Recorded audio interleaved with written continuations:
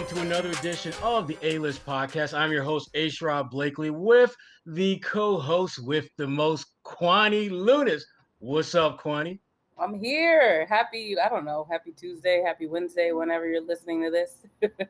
Listen, I'm excited because the sun's out. I don't have to put my artificial tropical background behind me because it really is tropical-esque for New England this time of year outside. Got in a nice outdoor workout, socially distanced with a mask. I got in a nice, good outdoor workout today. Feeling good, Kwani. Sore as hell, but I'm feeling good. Though. It's only nice in the mornings, and then by like 6 o'clock, it just gets freezing cold. Yeah, that's why you got to get in. It's like life. Get in early so you can get done early. You know what I mean? Yep. And speaking of getting in, the Celtics trade deadline is come and gone. They've done what they, I guess, wanted to do. What are your just initial thoughts about, the just them after the trade deadline? And they've got Evan Fournier, Luke Cornett, and last but certainly not least, Mo Wagner. What do you think about, the haul, if you can call it a haul that the Celtics got? Yeah, I understand the fans that were a little upset at first because as much as Daniel Theis got a lot of slack, it was one of those situations where you realize what you're missing after he's gone, and you realize that he did bring enough to that big man position that was sustainable enough for what the team needed during the time that he was here. Javonte Green was definitely a fan favorite. Not obviously on the court, he's very good supplementally, but the content, I can speak for the content that he gave me when I needed to capture the Celtics, and he was always cheery and had a smile on his face. So it just goes to show that the way this league is, I know players understand it, but when the reality settles that your brother that you've been playing with for a year or two is finally going to another city, it definitely hits hard, I think, for players at first. And then the first two games back, we noticed that they did look a little better. It looked like they were clicking. They were maybe Danny had made the move to show that the voids that the Celtics had were being filled. But then we look at last night's game versus the Pelicans, and then we're like, what's going on? Where did the disconnect happen? You see Marcus Smart has the mishap that I feel like he got a little too much slack on Twitter for that. But, everyone makes mistakes, but it was one of those things where it kind of just can't happen. I don't know where this team is at. I wanted to believe that they were on the path of being better, but now after watching Zion Williamson basically demolish them, I'm not sure exactly what we have in this Celtics team anymore.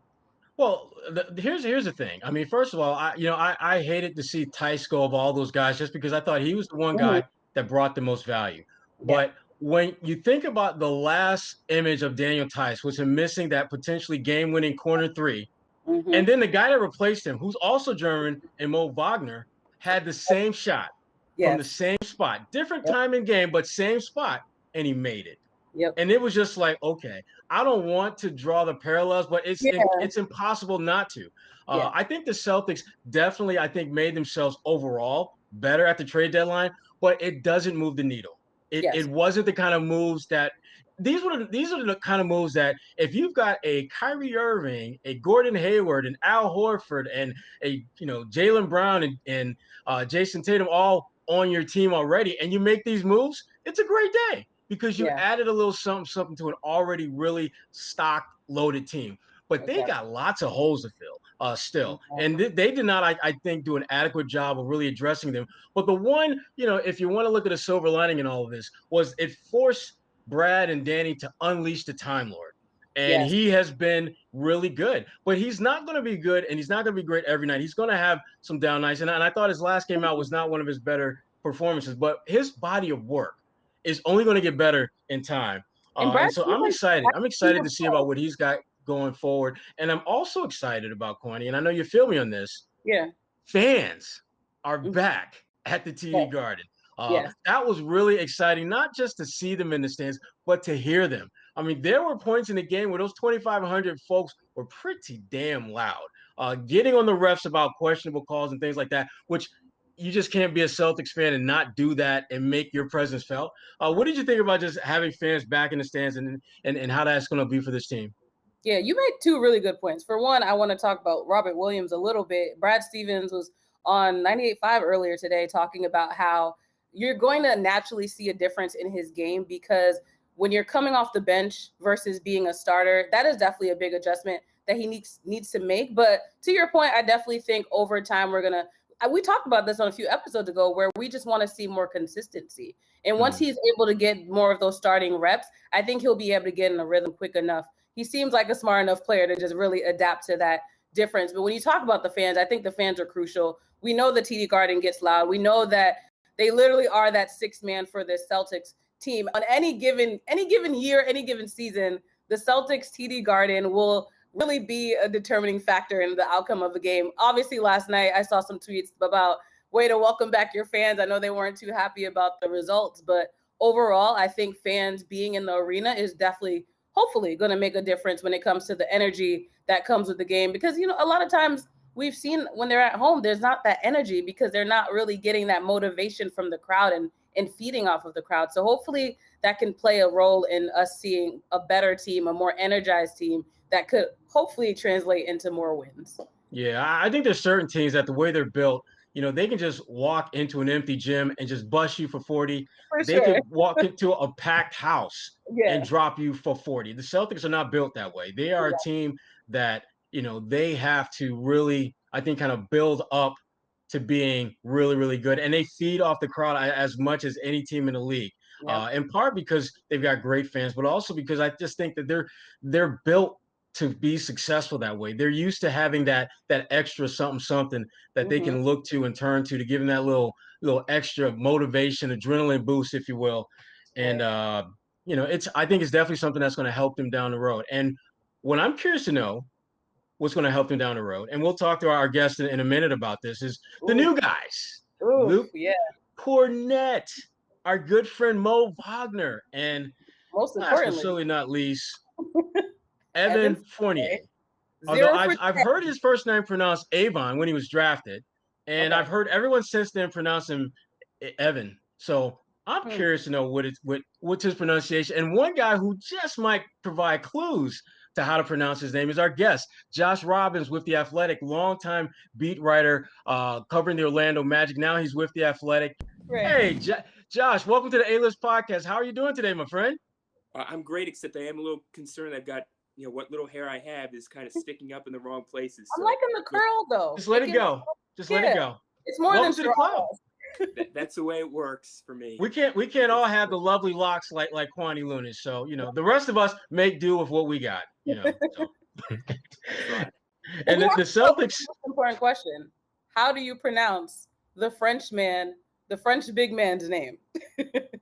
I don't attempt to put any sort of French accent on it. I just call him Evan. Okay, there we go.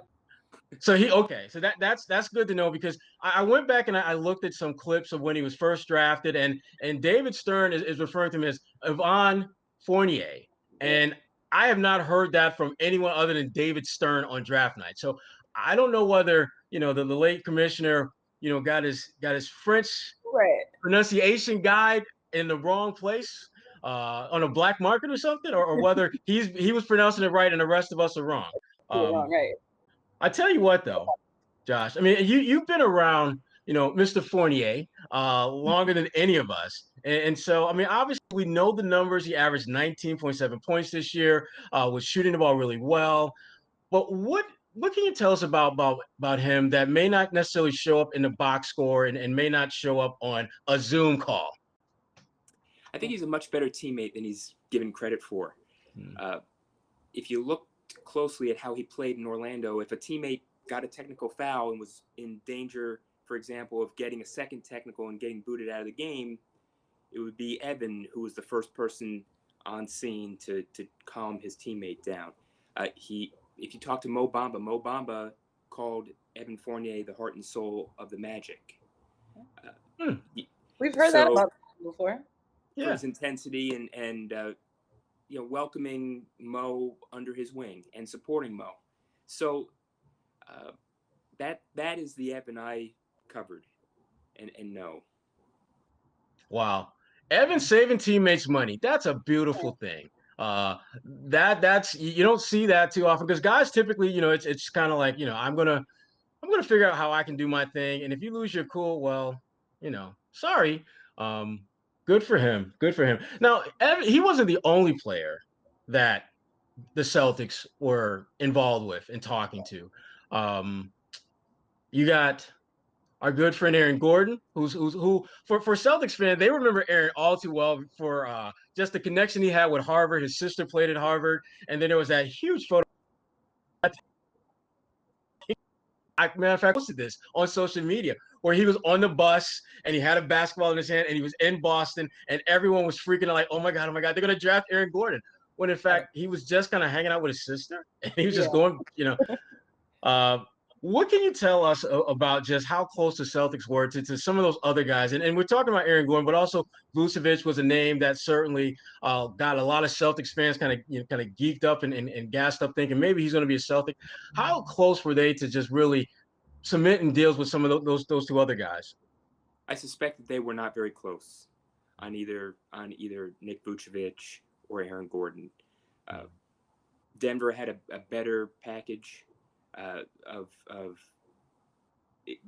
players, of existing players, than Boston offered.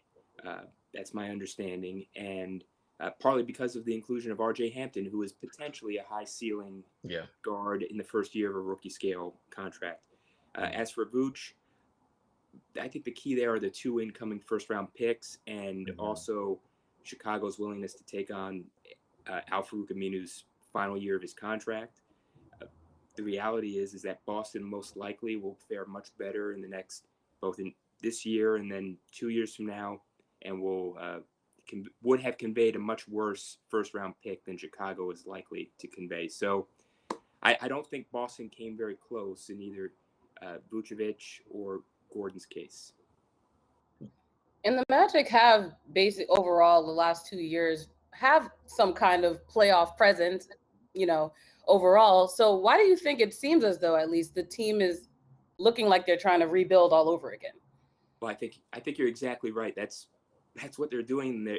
They've gone down. It's like a U-turn. It's like a total U-turn. They are going down the path of a full rebuild. Why are they doing it? Well, part of it was that they are decimated with injuries this year. Even if they somehow snuck into the play-in tournament, which would have been unlikely, they wouldn't have gone anywhere really.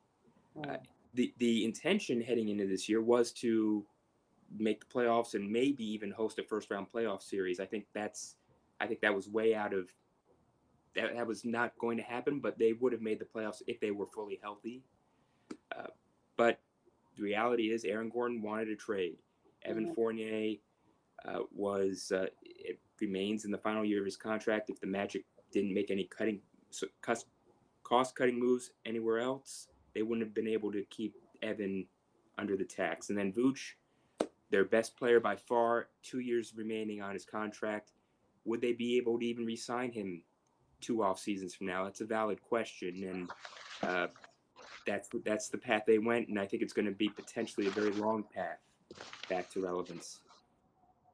Yes, I one of the guys, and you mentioned that they've had a number of guys that have been out with injuries. The one guy that I just remember when he was coming into the league, I thought, Mike, he's just physically freakish on a level that if he can just stay healthy, he's going to be really, really special in this league. And that's Jonathan Isaac. I'm a huge Jonathan Isaac fan.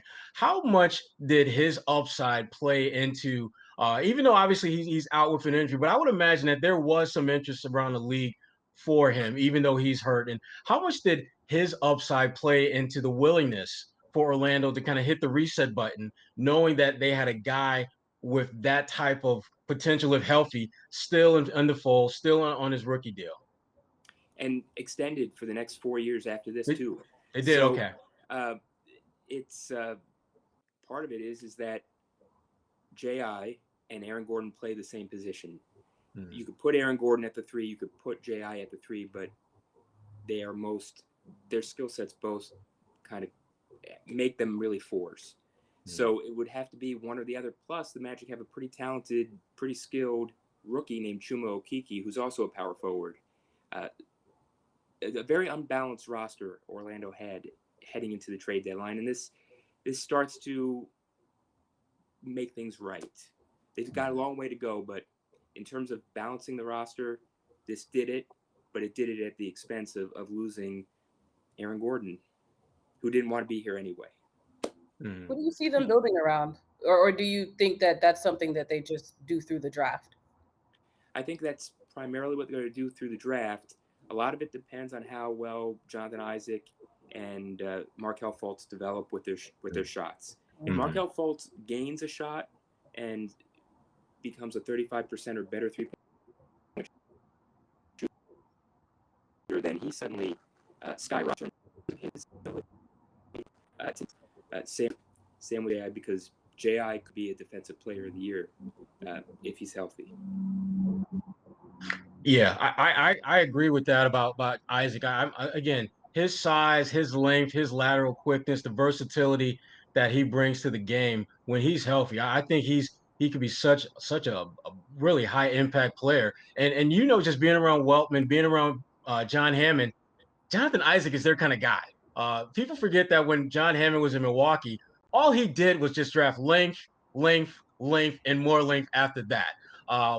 People were, scratching their heads about when they in Milwaukee took this kid from Greece named Giannis Antetokounmpo. And I just remember, when they first came to Boston for that first game, they had a practice over at Suffolk University at one of the local gyms. And I remember sitting in the stands talking with John as they were practicing. And Giannis is just, he's like a young kid in a grown man's body that was getting more grown with every second. And I remember John Henson was on the team then, and he had Giannis basically performing tricks for him. And he had Giannis go at one end of the court, and Hammond had already seen this before, so he was just preparing me for what I'm about to see. And he was like, "See how far back this kid is when he takes off." I'm like, "What? He's gonna take a foot or two inside the free throw line?" And Hammond was like, "No, it won't be inside the free throw line." And I'm watching him sprint up the court, a good 6 inches behind the free throw line. He takes off and dunks the ball on two. And I'm like, Wow.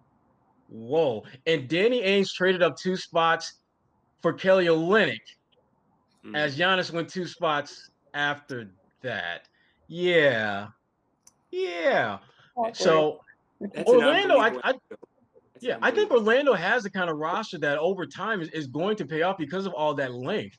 They just got to stay healthy though. But I want to talk a little bit more about just where do you see the Magic kind of in the pecking order of the NBA now, and how close are they to trending in the right direction, status quo, or taking a step back? Like, where do you see them right now, direction wise?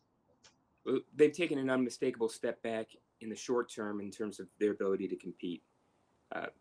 They went into the season hoping to make the playoffs, potentially under the best of circumstances, maybe have the 4th or 5th seed, which I think still, just for the record, I think that was a pipe dream.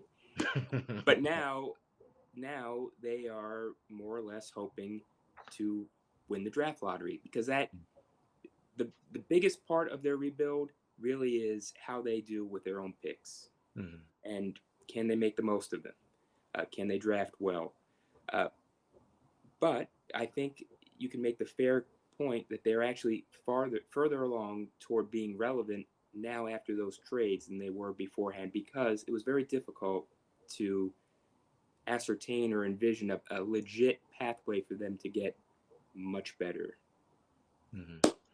Yeah. I guess the one thing I'd add is that sometimes these rebuilds never come to fruition at all. So I'm not trying to sell hope. I'm not trying to sell anything.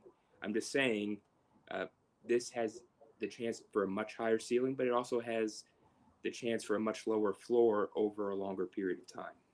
Yeah, I thought the Magic, before they started making these deals, were in the absolute worst place you can be. They are not good enough to be one of the top tier teams, but they're not the Houston Rockets. They haven't completely imploded to the point where they can't even compete, let alone win games. They weren't quite there yet. So it's like you gotta do something. You gotta move the needle in some direction. And I think, I think Waldman, I think John Hammond, I think those guys, they made the right call in hitting the reset button, getting some assets, give yourself more lottery tickets. I mean, that's really what this comes down to is, you're not going to sign Anthony Davis or anyone like that this summer that can dramatically alter your roster and your team's chances of success. You're going to have to do it through the draft. And the only way you can do that is get as many potential draft picks as possible. I mean, Oklahoma City Thunder, I mean, to me, they're like the best of all worlds. They've got $1,000,000,001 draft picks for the next 7 years. I think the official count is like 31 or 32 picks over the next 7 years.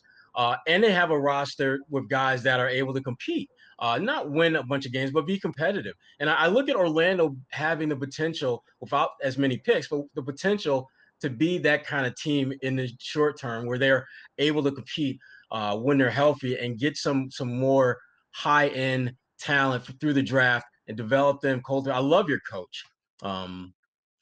He's a New England guy. That was another thing I wanted. Does he ever talk about his days in Maine? If asked, he does. Okay. I once asked him if he considers himself a Mainer or a Vermonter. Right.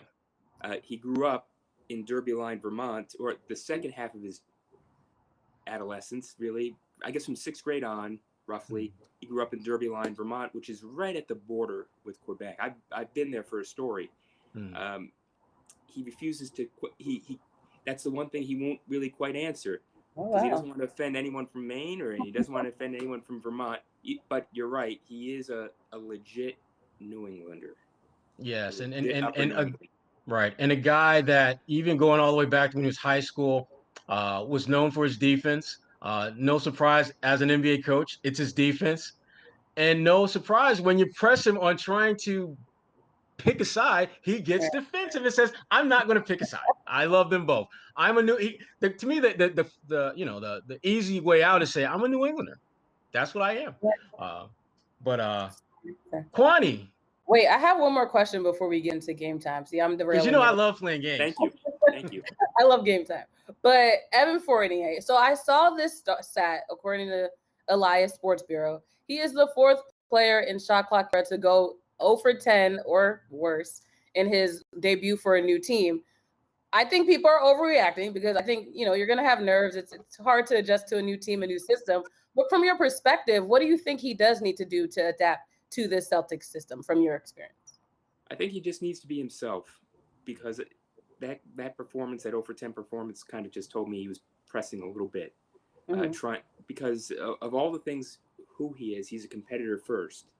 He's a much more competitive person than we take him for just by watching him play, because he's not overly emotional or combative, and that works to his favor a lot of the times. But it also gets him into trouble sometimes when he's, for example, trying to drive into traffic and shoot in traffic among the trees, like a Rudy Gobert.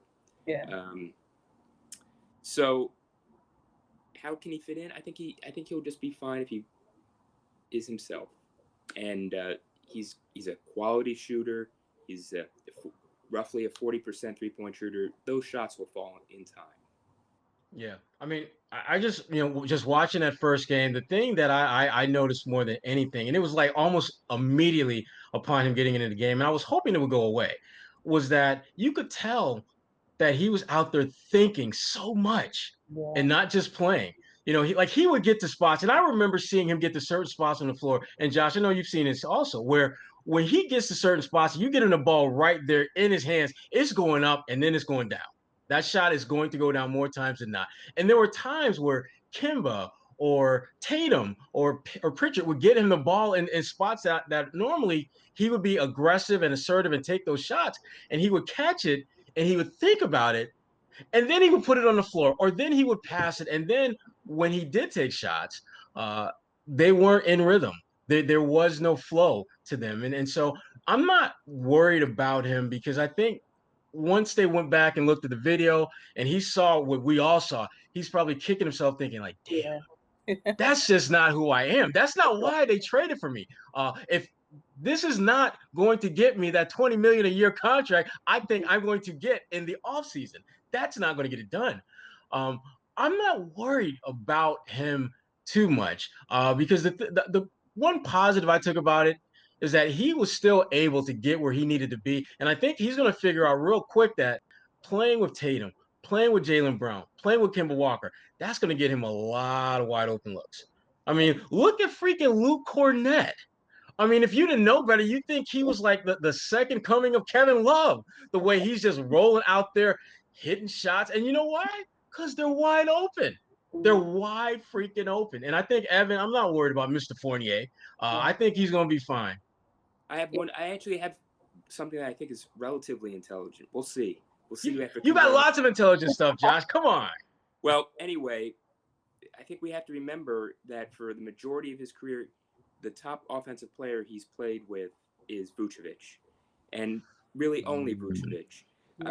Yes, he played alongside Tobias Harris. He played alongside Victor Oladipo, but they weren't who they have become at that time. The Victor Oladipo of his time in Indiana was far better than the Victor Oladipo of Orlando. Same with Tobias Harris in his case. So I could just imagine what it's like for him to go to a team with so much more talent. You listed all of the people who Boston has, and it's like an embarrassment of riches compared to what he's used to. Yeah. Kemba Walker, a guy who used to torment him game after the whole, he'd win games almost single-handedly for Charlotte against Orlando for many years. Kemba Walker, Jaylen Brown, Jason Tatum, right there. Those are three better offensive players, arguably even better than Vucevic, than he's ever played with on an NBA team. It's going to take him some time to figure out how to complement their games well, where he fits in. It could take a period of time, and the one danger of the trade is that he's not fully comfortable by the time the postseason starts. Yeah, that would be a problem. I think he'll get there. I think he'll get there, but it's something he's not really had to deal with on the NBA level yet. Right. And the other thing too, Josh, and we can move on to games because I know Kwani is itching to get into the games. The other point about Evan was the fact that, remember, the day he was supposed to join the team in Oklahoma City, he immediately got put in the health protocol because he tested positive, and subsequently had a bunch of negative tests, which, you're happy that obviously his health is good and that's not an issue. You're happy about that.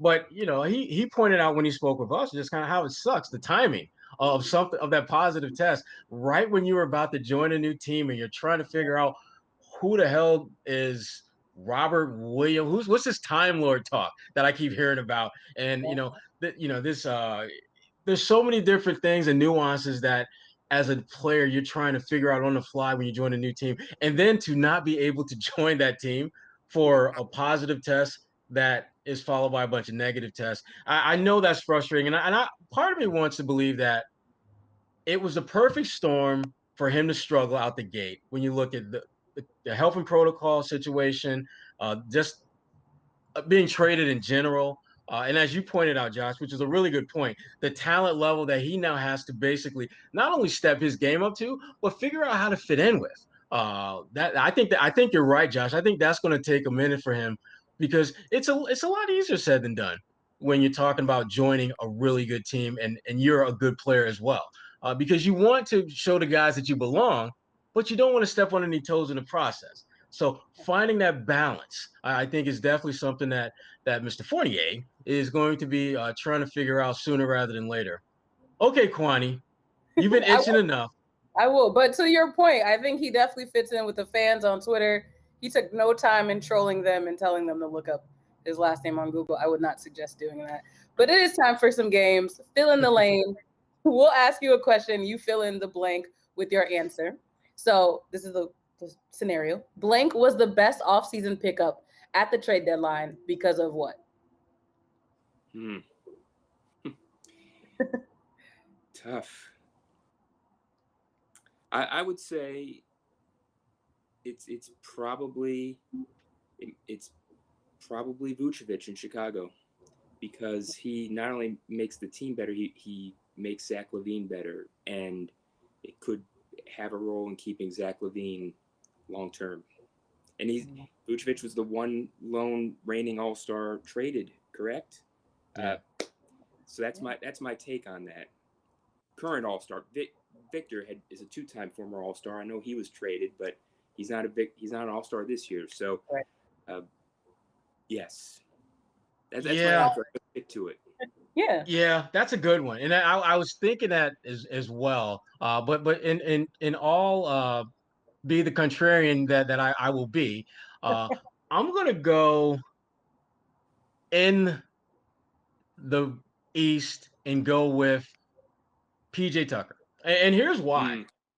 Milwaukee has a ton of shooters, but their failure year in, year out, it seems to be, is their inability to defend at an elite level, have that high level intangibles guy. PJ Tucker is one of the best at that. And I do think that he's going to make a difference in the playoffs. I think the regular season, to me, it is irrelevant when it comes to the Milwaukee Bucks. I could care less whether they finish with the best record in the East or the NBA, because we've seen that movie before, and it doesn't work out for them. They find ways to screw things up in the playoffs. Can they do something to strengthen their hold as a legitimate end of the road playoff team? And I think PJ Tucker gives them that ability because of his defense, because of his 3-point shooting, and more than anything else, he's just a tough dude. He's a badass. Milwaukee has a lot of nice guys, and they're great, and you want to hug them and squeeze them and do all that stuff. But they don't have anybody. They don't have any prickly guys. They don't have any. They don't have like a James Posey or a Marcus Smart or going all the way. I mean, teams that have what Doc Rivers likes to refer as instigators. They didn't really have anyone like that. They don't have a jerk like Bill. Well, on-court jerk to opponents as Bill Laimbeer was. Exactly. I know he's a nice guy off the court, great guy off the court, but yes, on the court you hate playing against. You love to hate playing against him. It was, yeah, and I know that love-hate relationship with Laimbeer up close and personal. Just being in Detroit media, great when you're just having a conversation among yourself, but as a competitor, you don't want any part of that. But PJ Tucker gives Milwaukee Bucks that, and I always felt that was the one thing that they were missing the last couple of years, is that one intangible, tough guy that no matter what happens in the game, he could go 0 for 7, but he could very well make the one play that can win you a playoff game in a series. And so that's the guy that I would go with. That's a good choice. What you got, Kwani? We have one more game. This one's pick and roll.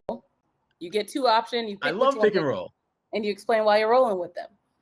So we're keeping, confusing my notes. Aaron Gordon is in Denver. Evan Fournier is in Boston. Who will have the biggest impact on their new team and why? I think you can just basically pick any one that was moved. You don't have to stick to those 2. Well, among those 2, I would think it's going to be Aaron Gordon, because he goes to a place where he can do something that is perfectly slated to his skill set: rebound, cut, defend, wings with size. So if he just sticks in that role, he could excel. And he doesn't have to carry any offense. I wouldn't say Evan Fournier has to carry the offense either in Boston, but Aaron is going to a place with an MVP candidate this year, a person who can be as effective as anybody on the perimeter when he's hot, Jamal Murray, and he can just stick to the areas where he's best. And if Aaron does that, that could turn out to be a difference-making move when he has to guard against a Doncic or a Kawhi Leonard or even a LeBron. I'm eager to see how that fit goes. Yeah, Josh, you and I are both on the same page here. I as much as, again, I love to be a contrarian, I can't on this one. I love that pickup for Denver. I thought it was the absolute most ideal trade a team could make to better themselves. And the important thing, too, that I keep in mind when I think about this move is I see this as a move that not only makes them better, it keeps them on the fringes of the conversation about who can come out of the West. Because when you look at that Denver team, you talk about Jokic, who's, I think, a legit MVP candidate. To me, it's either him or James Harden. One of those guys I think should be this year's MVP. You look at him, you look at Jamal Murray, who's an elite scorer. You look at, Michael Porter Jr., the way he's coming on. But when they were at their best a year ago, there was another guy by the name of Jeremy Grant. Shout out to Syracuse, Jeremy Grant, who was giving them that 3-4 versatility. He's basically Aaron Gordon in many, many ways. Slightly different, but very, very similar. Aaron Gordon, I think, has potential to have as much of an impact, if not more, because I think Aaron Gordon, as much as I love Jeremy Grant, Q's guy, I think Aaron Gordon's a better player. And so if you're getting basically a better version of what you had a year ago, and your team is older, more seasoned, you have a greater window of opportunity to be the last team standing. And I love that about what Aaron is going to bring to the table. And Fournier, again, I have absolutely no doubts he's going to help the Celtics. Yeah. But here's the thing. Brooklyn is still going to be ahead of them. Philadelphia is still going to be ahead of them. Milwaukee is probably going to be ahead of them as well. And let's not forget about the Miami Heat with what they've done. So even though he may make them a better team, he's not going to catapult them into that conversation about who's going to be the last team standing when all said and done. And because that, Aaron Gordon to me is the absolute better choice among those two. Yeah, I think the key word is impact. Like, that's kind of what makes it a unanimous decision, I think, when it comes to that. I think he'll contribute. Fournier will contribute to this team, but for the East, I don't see him pushing the Celtics above the Nets, at least. No. I mean, they go from, like they're at mile marker 1.0 and he moves them to 1.1. Right. They're moving. Yeah. They're moving, but they're not moving very far. Right. So before we let you go, what you said, Kwani? No, I was just saying this was great. You can do what you have to do. No, yeah. I mean, just before we go, just, again, just in addition to your great work for the Athletic, Josh, you also serve as the president of the Pro Basketball Writers Association.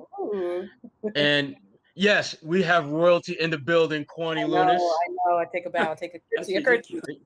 No, but I just wanted to take this time and just speak for myself and many sports writers across the landscape and just thank you for what you do and your efforts to bring about greater access for sports journalists in a time when access is as jacked up as access could possibly be. So I just wanted to give you your flowers and just let you know we appreciate what you do and all that stuff. So boom, there it is. God bless you. You're much too kind. It's a group effort. It really is. Such a team player. Josh Robbins of the Athletic. Thank you so much. My pleasure. It's been a pleasure. I'll talk to you soon, my friend. Josh Robbins, the Athletic. Good stuff. Giving us our Orlando Magic fill. Active a team as there was at the trade deadline. The Celtics among the many teams that were trying to holler at the Magic for their players. We got one. They got one in Evan Fournier. Yep.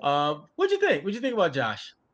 I thought his insight was phenomenal, but especially, putting in perspective for Celtics fans when you talk about the fact that the person we got from Orlando is, he struggled his first game, but that's the nerve. That's the NBA. I think, like everyone should know, it's just something that he's going to have to get over that hump and he'll adjust. I think he'll adjust pretty quickly. Be himself. Yeah. That's what I said. Yeah. I was pleased with the fact that he didn't really have problems getting to his spot. He was just indecisive when he got there. And I do think part of that is as Josh pointed out, being around a bunch of guys that are really good and having been in Orlando where the guys are not that good and him just trying to figure out how to get in where he fits in with that group. So not all that shocked. And you know what? Here's the thing that I think people forget. That first game after you get traded to a team is just an absolute hot mess. There's no telling how that's going to – I mean, I think Isaiah Thomas in his first game, he got tossed in his very first game as a Celtic, which, you're thinking like, wait a minute, you got tossed? Yeah, he did. And so, I'm not worried that much about Fournier because I think once because now that he has a body of work that they're going to go over with the Celtics, and he's going to see all the things that the players saw, and they're like, don't be afraid to shoot. I mean, I think part of his problem was that there's a little bit of intimidation there that I think he felt, I know I belong here, but I don't want to step on any toes to let them know. I just want to kind of get in where I fit in. And they're just like, we need you to shoot, bro. That's kind of what you need to do. Immediately. Like if you open, shoot the damn ball. You see Marcus Smart? You see what he do? He gets open, he shoot the damn ball. You don't see us tripping. You don't see us complaining.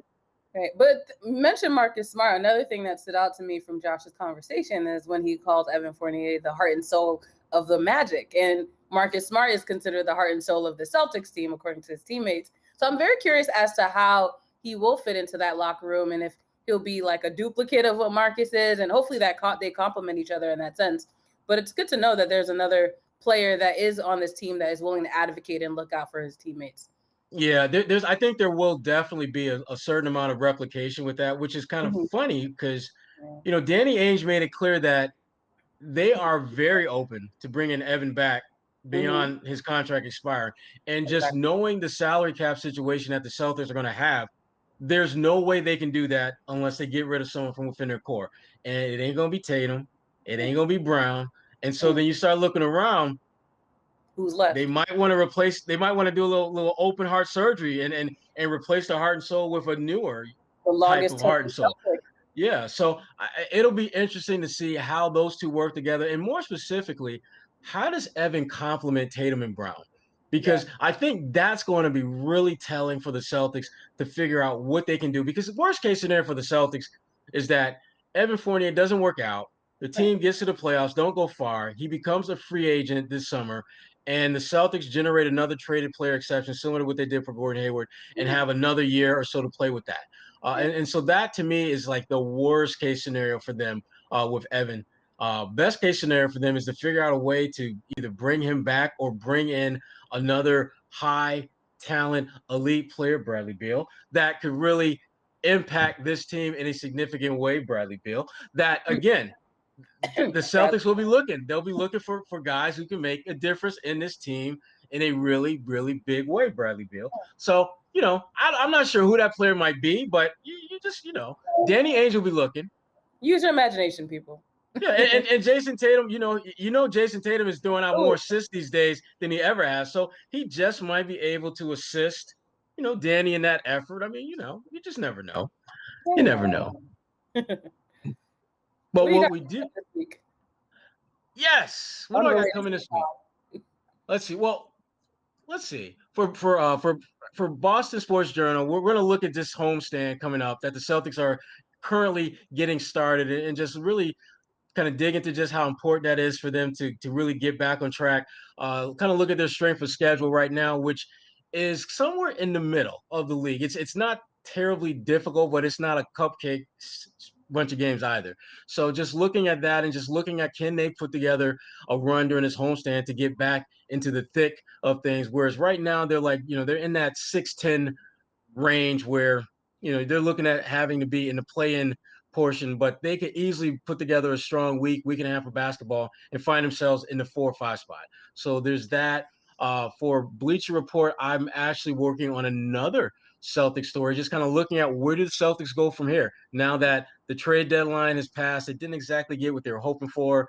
The buyout market didn't exactly give them what they were hoping for. So now how is Danny going to, push this thing forward and get this team back into where they expect to be, which is among the last teams standing, one of the top teams in the East. So that is what I've got on my playlist. And Kwani, I know you've got a couple things that you got coming down the pipeline with NBC 10 as well.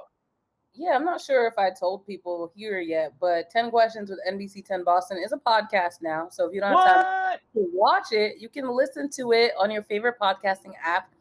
In addition to listening to this podcast, you're already here. So just go to the search page and look up 10 Questions with NBC 10 Boston. It's easy as that. But yeah, we had our Women's History Month special, so to speak. We highlighted some women that have made a difference in Massachusetts. And next month, it's a free-for-all. We're going to have some pretty cool guests, so stick around for that as well. So Kwani, in other words, you are expanding the Guadalupe Empire. The Guadalupe Empire is expanding. Oh, Lord.